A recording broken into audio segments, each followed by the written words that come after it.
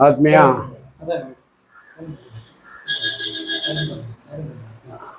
ಆತ್ಮೀಯ ಪತ್ರಕರ್ತ ಮಾಧ್ಯಮದವರು ಹಾಗೂ ದೃಶ್ಯ ಮಾಧ್ಯಮದವರಿಗೆ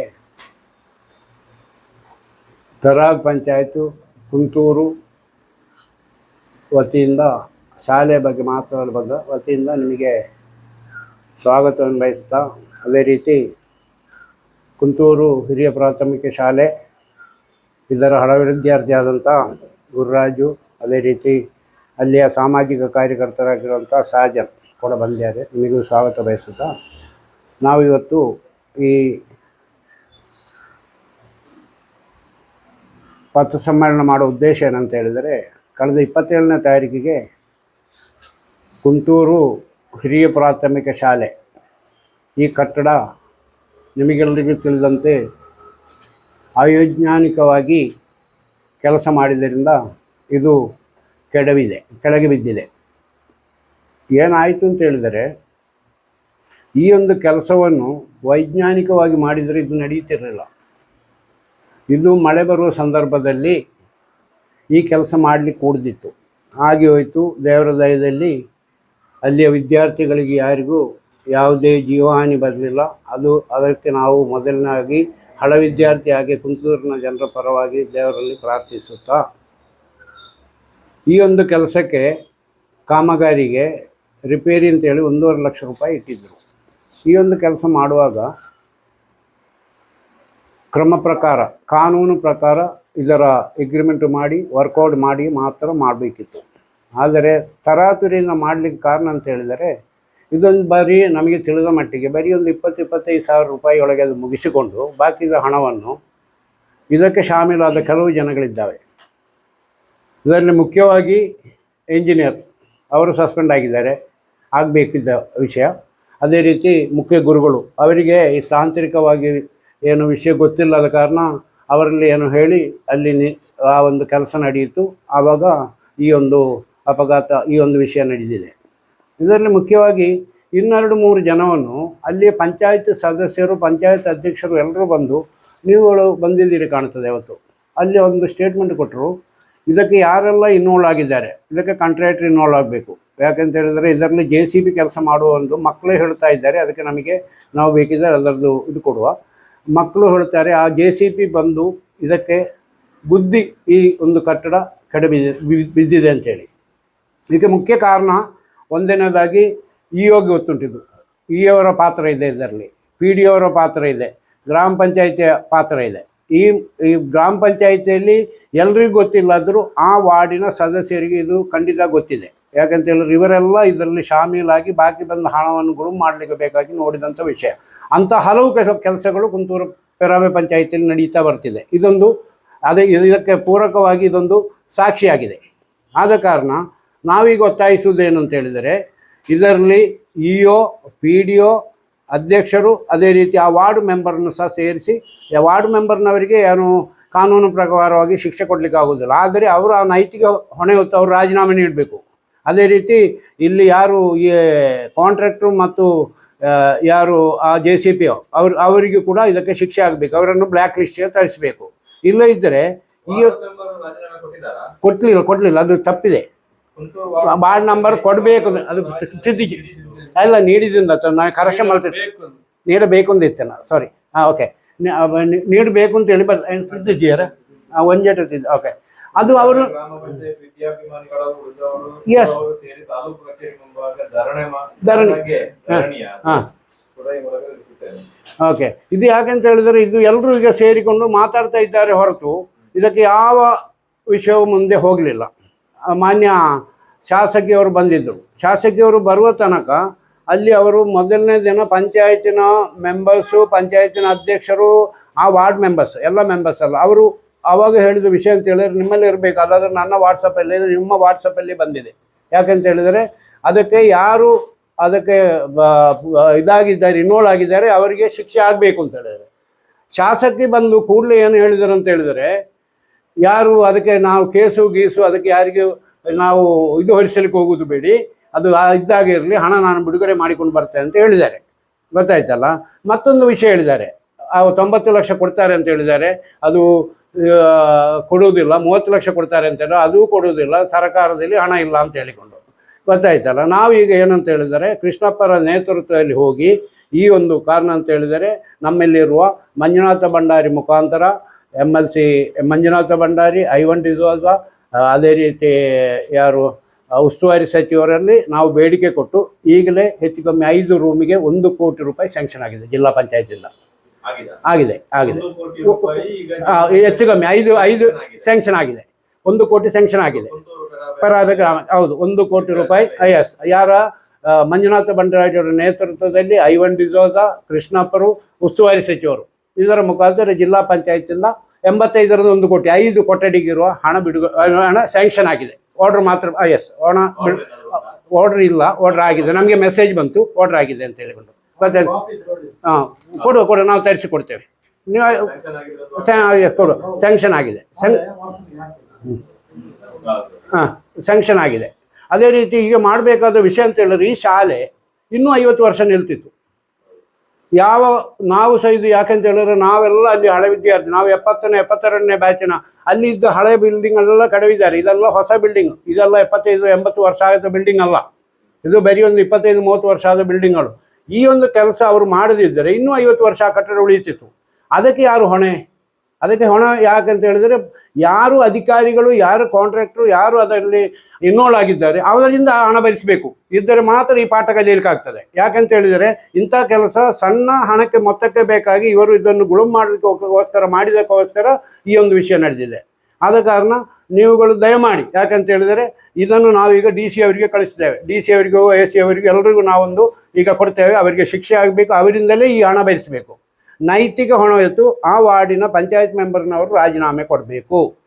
EO ಹಿಡಿದು PDO ಹಿಡಿದು ಕಾಂಟ್ರಾಕ್ಟ್ರು, JCP ಎಲ್ರಿಗೂ ಇದಕ್ಕೆ ಶಿಕ್ಷೆ ಆಗಬೇಕು. ಈಗ ಒಂದು ಮಾಡಿದರೆ ಮಾತ್ರ ಸರ್ಕಾರಿ ಇದರಲ್ಲಿರುವ ಕೆಲಸ ಸಂಪೂರ್ಣವಾಗಿ ಯಶಸ್ವಿ ಆಗ್ತದೆ. ಇದು ಯಾರಿಗಾದರೂ ಒಂದು ಅದು ಪಾಠ ಕಲಿಸಲಿಲ್ಲ ಆದರೆ ಮುಂದಕ್ಕೂ ಬರುವ ವಿಷಯನೇ ಹೀಗೆ. ಆದ ಕಾರಣ ತಾವುಗಳು ದಯಮಾಡಿ ಇದೊಂದು ಸಾರ್ವಜನಿಕ ಮಕ್ಕಳು ಕಲಿಯುವಂಥ ಒಂದು ಶಾಲೆ ಅನಾಹುತ ತಪ್ಪಿದೆ. ಅದು ಯಾಕಂತ ಹೇಳಿದ್ರೆ ದೇವರ ದಯೆ ಅಂತ ಮಾತ್ರ ನಾವು ಹೇಳ್ತಾ ಇದ್ದೇವೆ. ಈಗ 90,000 ಆಗಿದೆ. 90 ಲಕ್ಷ 85ರಿಂದ 1 ಕೋಟಿ ಒಳಗೆ ಅಷ್ಟೇ. ಈಗ ನಮಗೆ ಇದು ಮಾಹಿತಿ ಸಿಕ್ಕಿದೆ ನಮಗೆ.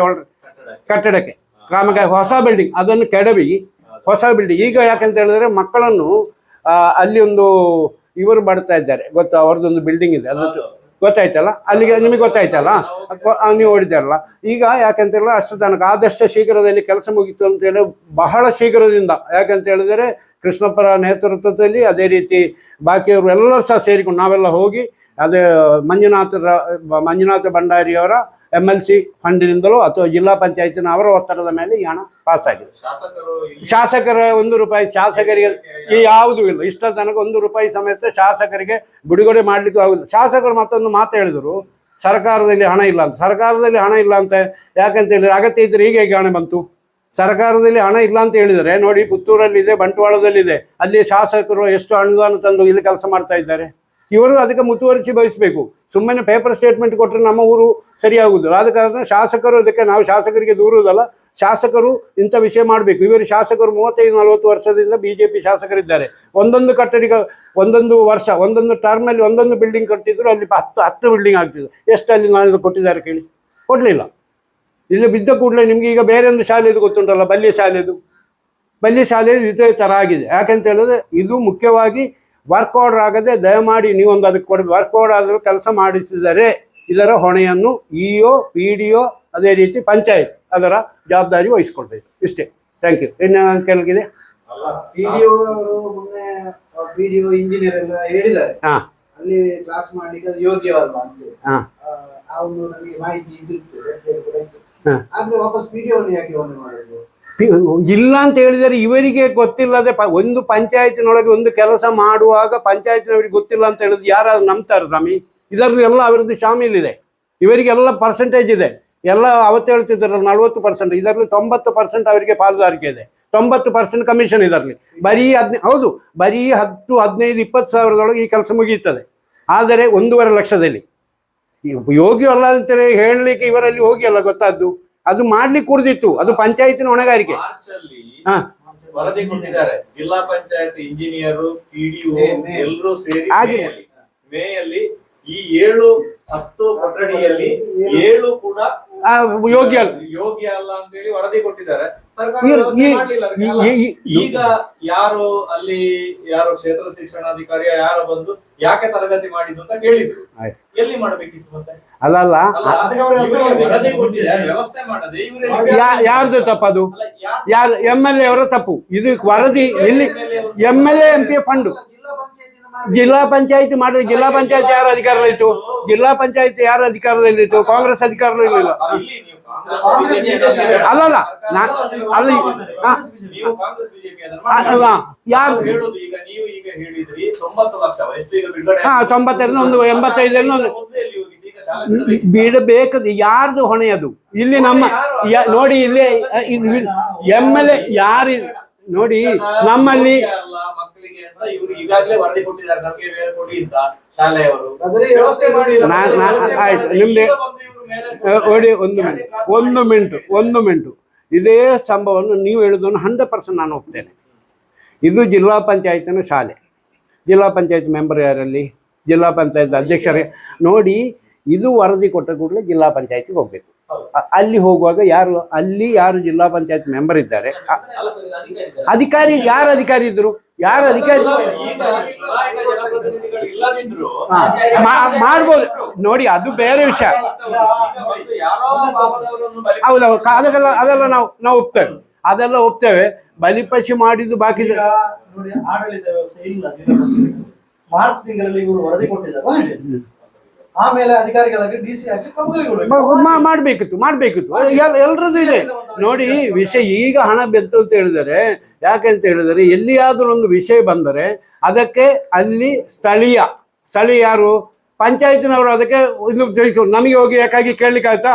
ಪಂಚಾಯತ್ ನಮಗೆ ಯಾಕಂತ ಹೇಳಿದ್ರೆ ಜವಾಬ್ದಾರಿ, ನಾವು ಊರಿನವರು, ನಮಗೆ ಜವಾಬ್ದಾರಿ ಇದೆ, ಅದು ಬೇರೆ ವಿಷಯ. ಯಾಕಂತ ಹೇಳಿದ್ರೆ ನನಗೆ ಗೊತ್ತಾಯ್ತು ಮಾಡ್ಲಿಲ್ಲ ಇಲ್ಲ, ಅದು ನಮಗೆ ಗೊತ್ತೇ ಇಲ್ಲ. ಹೌದು ಎಲ್ಲ ಮಾಡ್ತಾರೆ, ಕರೆಕ್ಟ್. ಬಿದ್ದ ಮೇಲೆ ಒಂದು ವೇಳೆ ಈಗ ಎಲ್ಲವೂ ನಾವು ಮಾತಾಡ್ತೇವೆ, ಒಂದು ವೇಳೆ ಮಳೆ ಬರ್ತಿದ್ರೆ ಮಕ್ಕಳೆಲ್ಲ ಒಳಗಿರ್ತಿದ್ರು, ಇವತ್ತು ಅದು ಮಸಣ ಆಗ್ತಿತ್ತು. 100% ಆಗ್ತಿತ್ತು. ಅಷ್ಟೇ ನಾವಷ್ಟೇ ಹೇಳು, ದೇವರಲ್ಲಿ ಪ್ರಾರ್ಥಿತ್ತು. ನಮಗೆ ಈಗ ಆಗ್ತಿತ್ತು, ಬಾರಿ ಸ್ಮಶಾನ ಆಗ್ತಿತ್ತು, ಎಲ್ಲ ಮೇಲೆ ಆಗ್ತದೆ. ನಾನು ಹೇಳುದು ಯಾದುವರೆ ಕಾದುದು ನಿಜವಾಗಿಯೂ ನಮಗೆ ಈ ವಿಷಯನೇ ಗೊತ್ತಿಲ್ಲ. ಗೊತ್ತಾಯ್ತಲ್ಲ, ನಮ್ ಸತ್ಯ ಶಾಲೆಯ ವಿಷಯ ಯಾರಿಗೂ ಗೊತ್ತಿರಲ್ಲ. ಯಾಕಂತ ಹೇಳಿದ್ರೆ ಯಾರು ಹೋಗುದಿಲ್ಲ ಶಾಲೆಗೆ. ಈಗ ಎಲ್ಲ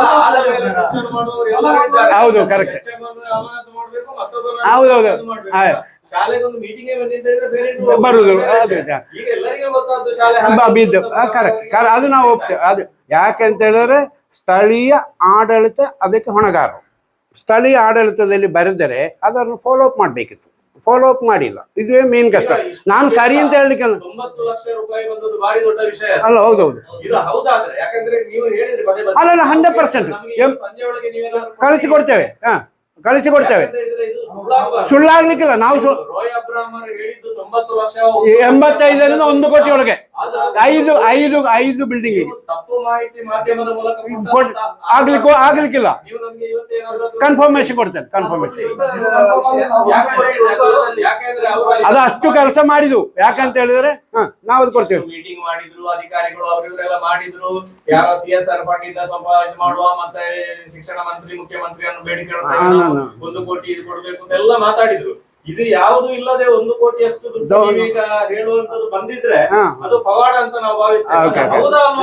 ನೀವೀಗ ಒಂದು ನೋಡಿ, ನೀವೀಗ ಪಂಚಾಯತಿಗೆ ಒಂದು ಕರೆದು ಕಳಿಸ, ಪಂಚಾಯತಿಗೆ ಮೆಸೇಜ್ ಬಂದಿದೆ. ಪಂಚಾಯತಿಗೆ ಕುಂತೂರು ಪೆರಾಪೆ ಅಲ್ಲ, ನಾವು ಕೊಡ್ಬೇಕು. ವಾಟ್ಸ್ಆಪ್ ಅಲ್ಲಿ ತಕ್ಷಣ ಬರ್ತದೆ. ಅದರಿಂದ ಹೌದು ಅಂತ ಹೌದಲ್ಲ ಅಂತ ಮಾಡಿ DC ಕನ್ಫರ್ಮ್. ಹೌದೌದು ನೋಡಿ, ನನಗೆ ಗೊತ್ತು. ನಾನೊಂದು ಪತ್ರ ಇದರ ಎದುರು ಬಂದು ದಾಖಲೆ ತಗಲಿಕ್ಕೆ ಮೌಖಿಕವಾಗಿ ಬಂದಿದೆ. ಎಷ್ಟೋ ಹೇಳ್ತಾರೆ. ನೀವೀಗ DC ಯಲ್ಲಿ ಡೈರೆಕ್ಟ್ ಕೇಳಿದರೆ ಗೊತ್ತಾಗ್ತದೆ.